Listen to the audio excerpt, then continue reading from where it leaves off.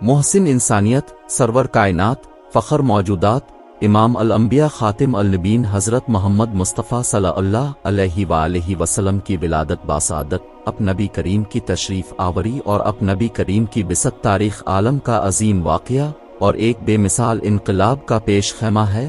بلا شبہ اب نبی کریم کی بعثت اور نبوت و رسالت امت پر اللہ تعالیٰ کا عظیم احسان ہے، ارشاد ربانی ہے، اور ہم نے اب نبی کریم کو تمام جہانوں کے لیے رحمت بنا کر بھیجا۔ رسول اللہ نے ارشاد فرمایا، میں نبی تھا اور آدم علیہ السلام بھی جسد اور روح میں تھے، یعنی ان کی روح ان کے جسم میں داخل نہیں ہوئی تھی، اس وقت بھی میں نبی تھا۔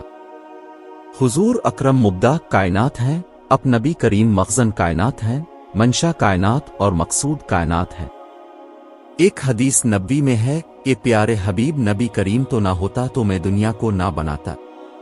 ایک حدیث قدسی میں فرمایا گیا، یہ میرے نبی، اگر تجھے پیدا کرنا مقصود نہ ہوتا میں آسمانوں کو بھی پیدا نہ کرتا۔ نبی کریم کے اول ہونے کا مضمون قرآن اس طرح بیان کرتا ہے، یہ حبیب، ہم نے اب نبی کریم کو نہیں بھیجا مگر سارے عالموں کے لیے رحمت بنا کر۔ پھر اب نبی کریم سے ہی کہلوایا گیا کہ تم فرماؤ اللہ تعالیٰ ہی کے فضل اور اسی کی رحمت پر چاہیے کہ خوشی کریں، وہ ان کے سب دھن دولت سے بہتر ہے۔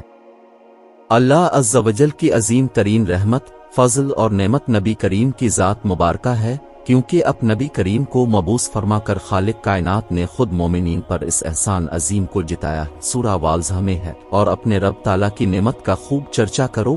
حضرت نبی کریم کی ولادت باسعادت اللہ تعالیٰ کی عظیم ترین نعمتوں میں سے ایک نعمت ہے۔ ارشاد بانی ہے، بے شک رسول کریم کی پیروی بہتر ہے اس کے لیے جو اللہ تعالیٰ اور آخرت پر یقین رکھتا ہو اور اللہ تعالیٰ کو بہت یاد کرے۔ اس میں مسلمانوں کو ہدایت ہے کہ اگر دین و دنیا کی کامیابی چاہتے ہو تو رسول اللہ کی حیات طیبہ کو اپنی زندگی کے لیے نمونہ بن لو اور اب نبی کریم کی پیروی کرو۔ ہر مسلمان کو حکم دیا گیا ہے۔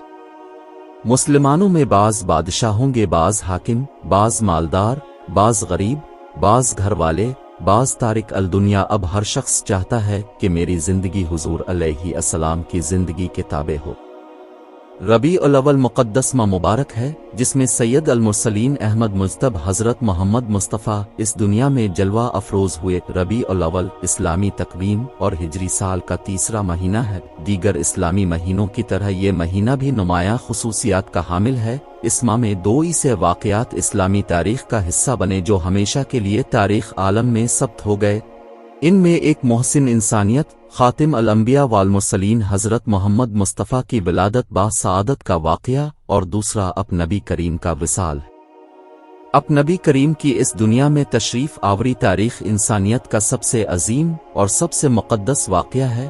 نبی کریم کا روئے زمین پر تشریف لانا ہی تخلیق کائنات کے مقصد کی تکمیل ہے۔ یہ زمین و آسمان اللہ تعالیٰ نے اپنے محبوب کی خاطر ہی پیدا فرمائے۔ بعثت نبی کریم کائنات کی سب سے عظیم نعمت ہے جو خالق کائنات نے اپنی مخلوقات پر فرمائی، یعنی ہر نبی سے یہ عہد لیا گیا کہ اس کی زندگی میں باوجود ان کی نبوت کی موجودگی کے اگر آنے والے نبی تشریف لے آئیں تو پھر کسی نبی کی نبوت نہیں چل سکتی، بلکہ اس نبی کو بھی سرور عالم نبی کریم کی نبوت و رسالت پر ایمان لاتے ہوئے ان کی تائید و نصرت کرنا ہوگی۔ جب انبیاء کرام نبی کریم کے ساتھ یہ معاملہ ہے تو پھر ان کی امتوں کا کیا وصف ہونا چاہیے؟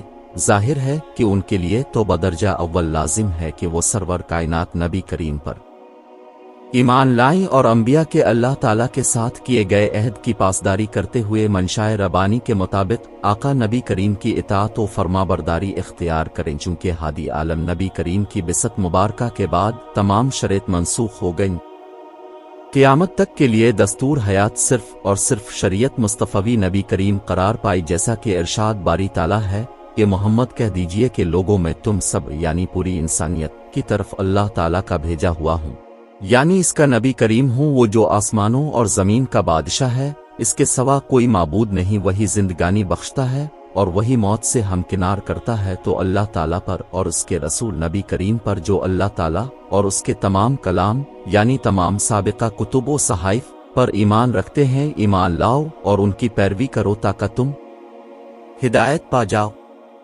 یہ اللہ تعالیٰ کا انسانیت پر احسان عظیم ہے کہ رسول اکرم کو کسی خاص خطے کسی خاص قوم اور مخصوص زبان والوں کا نبی بنا کر نہیں بلکہ اب نبی کریم پوری انسانیت کے لیے پیغمبر رشد و ہدایت کے مقام عظمت و رفت پر فائز کر کے مبعوث فرمائے گئے۔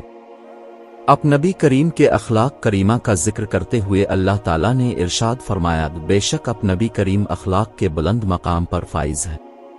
یہ ایک مسلمہ حقیقت ہے کہ حضور اقدس نبی کریم کی مبارک زندگی قرآن مجید کا عکس ہے۔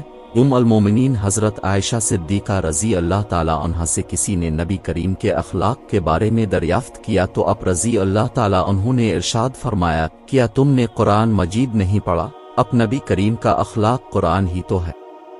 نبی اکرم نے ارشاد فرمایا، میں حسن اخلاق کی تکمیل کے لیے مبعوث کیا گیا ہوں۔ اب نبی کریم نے ارشاد فرمایا، تم میں بہترین شخص وہ ہے جس کے اخلاق اچھے۔ بخاری و مسلم۔ نبی کریم کی شفقت، محبت، ہمدردی، صبر و تحمل، برداشت، بردباری، نرمی بھری خیر خواہانہ جدوجہد جو صعوبتوں اور مشکلات کے درمیان رہی، ان کا نتیجہ یہ نکلا کہ وہ انسان جن کی تاریخ مورخین نے انتہائی بھیانک لکھی تھی، ان کی تاریخ نبی کریم کی 23 سالہ مسلسل جدوجہد کے نتیجے میں انتہائی تابناک بن گئی۔